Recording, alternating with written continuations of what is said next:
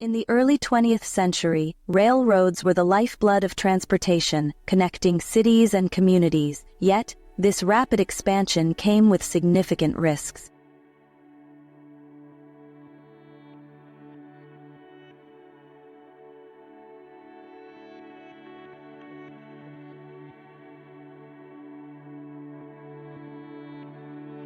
April 30, 1900 was a day like any other, filled with the routine of train schedules and the dedication of engineers, but fate had other plans for John Casey Jones.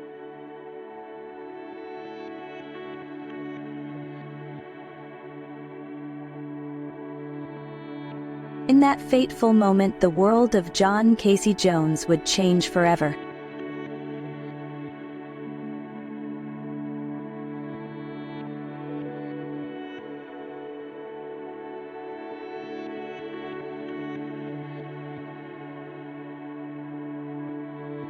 John Casey Jones was not just a name, he was a symbol of dedication and sacrifice in the world of railroads.